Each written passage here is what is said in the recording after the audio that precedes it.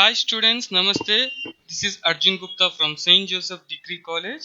In this session, we are supposed to discuss regarding to narrow banking. Now, let us see the definition regarding to narrow banking. A narrow bank can be defined as the system of banking under which a bank places its funds in risk-free assets with maturity period matching its liability maturity profile. Now let us see what does narrow banking means in actual sense. Narrow banking refers to limited banking activity. The banks do only mobilization of deposits, lend or invest within a particular region or invest the funds in government securities.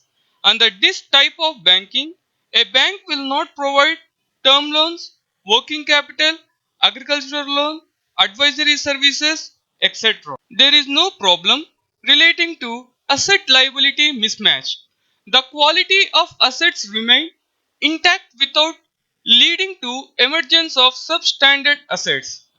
Narrow bank approach can ensure the regular deployment of funds in low risk liquid assets.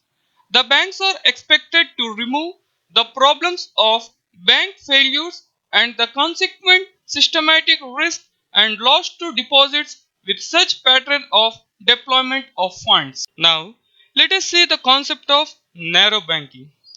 The concept of narrow banking is practically being implemented by the Indian banking system partially, as a large part of deposits mobilized, that is, more than 46% by banks, has been deployed in government securities against a prescribed limit of 25% in the form of statutory liquid ratio, as it offers a safe avenue of investment but at a very low return.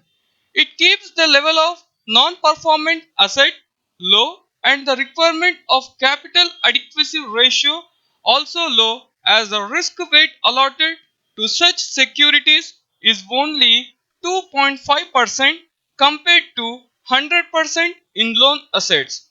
Under the concept of narrow banking, a bank may be concentrating only on collection of deposits and lend or invest the money within a particular region or certain selected activities like investing the funds only in government securities.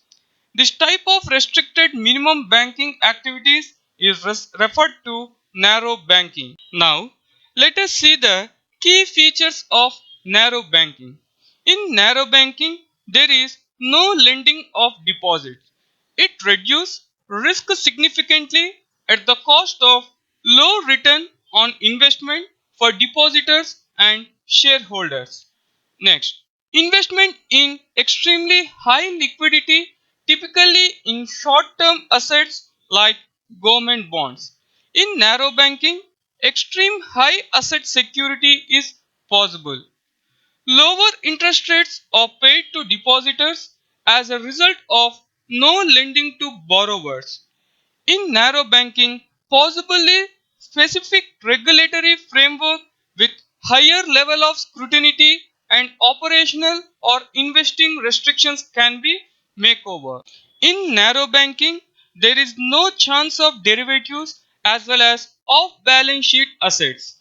In narrow banking, high degree of institutional transparency, for example, regular real-time disclosure of financial records is possible.